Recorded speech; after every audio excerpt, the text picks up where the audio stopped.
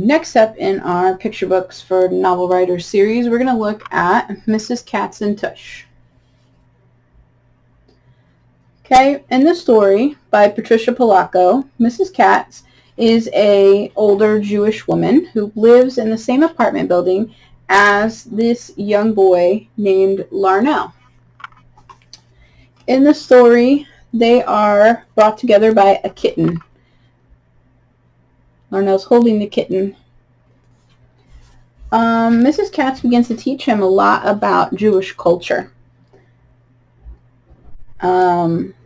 She's giving the cat a Yiddish name, Tush, which is why it says Tush on the cover. And they looked after Tush, and the boy began to learn more and more by coming to visit Tush at Mrs. Katz's apartment. She shares a lot of her vocabulary with him, her traditions. Let me find a picture. Here they are going to celebrate Hanukkah. And she loses her cat. And finally, when they bring the cat back to her, the cat is very pregnant and it has kittens. And she finally, here's the cat with the kittens, and she finally gets to be a grandma. And she's very happy about being a grandma.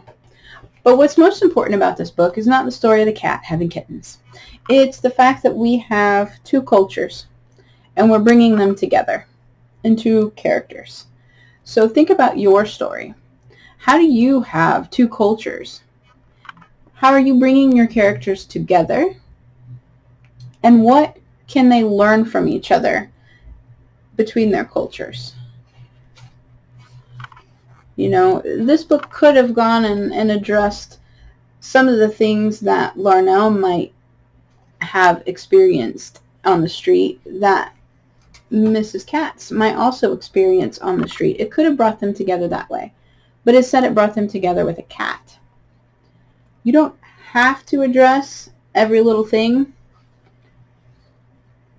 in your book about someone's culture, but I think you should teach. I think these books are important because as a teacher, I would use this in my classroom and I would teach about their cultures. And I would have my students talk to me about what they think culture is and what they think their own culture is, their background.